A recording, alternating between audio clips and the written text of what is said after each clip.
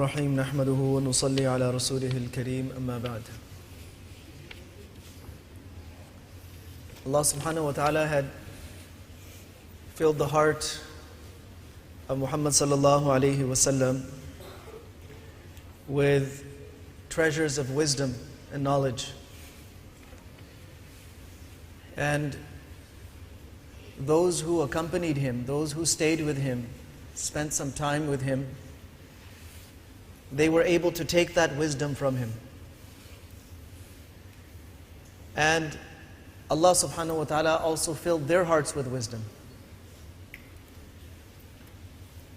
The more someone spent time with the Prophet sallallahu alaihi wasallam, the more things would open up to their heart. And one of the people from amongst the companions of the Prophet sallallahu alaihi wasallam who took an immense amount of wisdom and knowledge from him was the Sahabi Umar ibn al-Khattab radiyallahu anhu. The Prophet ﷺ said about Umar radiyallahu anhu that لو كان بعدي نبي لكان عمر. If there were to be a prophet after me, it would be Umar ibn al-Khattab radiyallahu anhu. Allah subhanahu wa ta'ala had opened up his heart to amazing things. He would be thinking something, it would be on his mind or it would be disturbing him, and Allah subhanahu wa ta'ala would be revealing things. At the same time, verses would be revealed that would be coinciding with the thinking of Umar radiallahu anhu. So in his time, he was known as not just a great leader, a great khalifa, but he was also known as a very wise person. And his wisdoms became like maxims, they became statements that people would use as guidelines. Like you have quotes that people live by. People take quotes from different thinkers and philosophers and people that they look up to, and they try to live by those quotes. People hang up those quotes in they'll post them in their locker, or they'll put them on their walls in their homes, and so on and so forth. So Umar radiallahu anhu used to have these types of wisdoms. So I thought it would be nice to share some of them because they're so beneficial and helpful for us. So one of the wisdoms of Umar radiallahu anhu that was recorded by Sa'id ibn al-Musayyib, the great tabi'i, that if somebody is disobeying Allah in regards to you, somebody is disobeying Allah by wronging you in some way, hurting you in some way, harming you in some way, mistreating you in some way. And of course, Allah subhanahu wa ta'ala does not allow someone to mistreat or to oppress or to hurt another person. What's the best way to take revenge from that person? You want to get back at this person, let's just say. You want closure on this. You're restless, so-and-so is hurting me. So Umar radiallahu anhu says that مَا عَقَبْتَ مَنْ عَصَى اللَّهَ فِيكَ بِمِثْلِ أَن تُطِيعَ اللَّهَ فِيهِ. The best way to get back at this person, if you really want, is that you don't disobey Allah in regards to that person. You keep obeying Allah.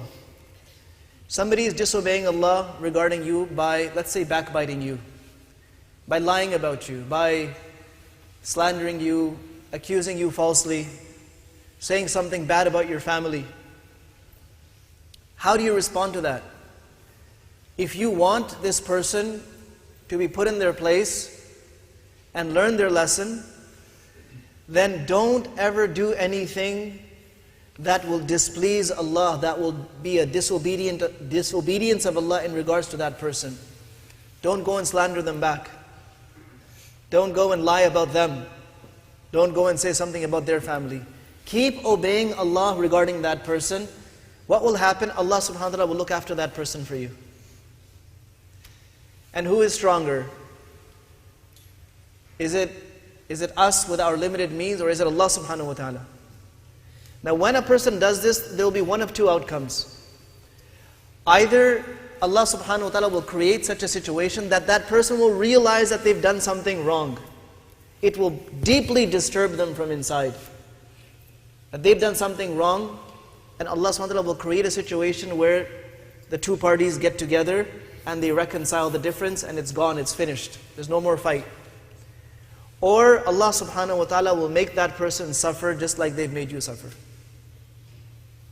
As long as you are not doing anything or saying anything that is a disobedience of Allah. And these types of things are mentioned in the Quran as well. وَإِن تَصْبِرُوا وَتَتَّقُوا لَا يَضُرُّكُمْ كَيْدُهُمْ شَيْئًا إِنَّ اللَّهَ بِمَا يَعْمَلُونَ مُحِيطٌ.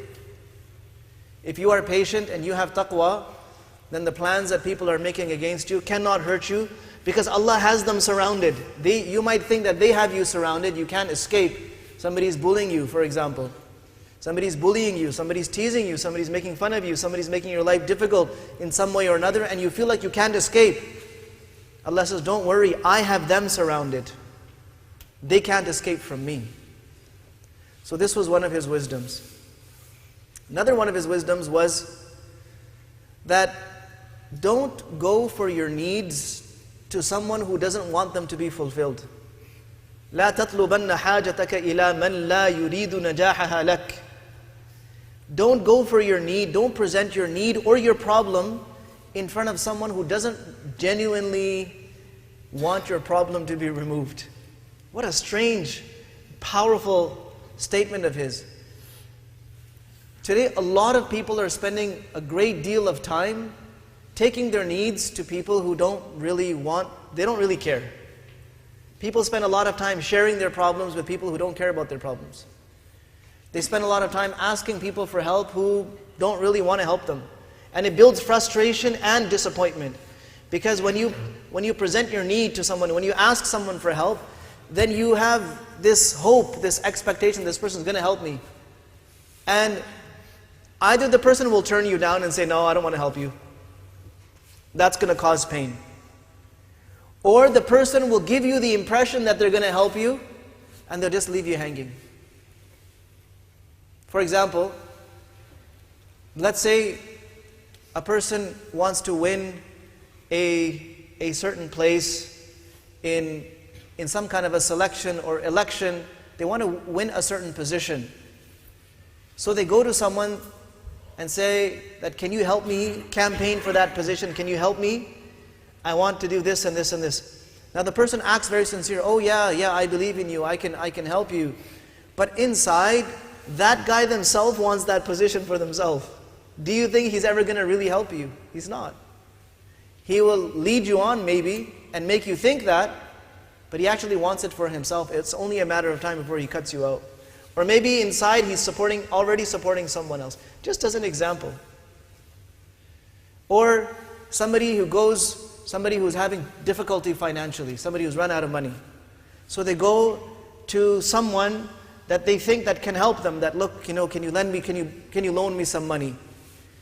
And this and this and this. But that person actually hates this person. They actually enjoy watching them in misery. And this person, in the spur of the moment, is making this quick list of who do I think can help me? And this name popped up, so they go without thinking of what happened in the past, what may have happened, maybe there's some confusions that happened in the past, so they go running with their need to this person, and inside this person is laughing at you and mocking you that look, ha ha ha ha, look what this person's going through. So before you take your need, first of all, we ask our needs from Allah subhanahu wa ta'ala, and if we need a person's assistance after making dua to Allah subhanahu wa ta'ala, then make sure it's someone that really and genuinely wants to help you out. Otherwise, a lot of disappointments and frustrations down the road. Another one of his wisdoms, لا تصحب الفجار لتتعلم من فجورهم. Don't hang out with people who are disobedient to Allah. Don't hang out with people, don't keep the company of people that are disobedient. Why? Because you will learn from their disobedience. We don't hear and act as much as we watch and act. We mimic more of what we see than what we hear. When we see something, it's easy to just go along with it because you've seen it acted out. And it just kind of comes naturally. Whether it's good or bad, that's a second, that's the next step. But the fact is, it's human nature to copy what they're seeing. So if you are seeing people acting irresponsibly or acting in a certain way, then don't be surprised if you find yourself also acting out things in that same way. It's human nature. Then he says, in another wisdom, that وَاعْتَزِلْ عَدُوَّكَ وَاحْذَرْ صَدِيقَكَ إِلَّا الْأَمِينَ وَلَا أَمِينَ إِلَّا مَنْ خَشِيَ اللَّهِ. If you have a problem with someone, then keep a distance from them. Try to keep a distance from them.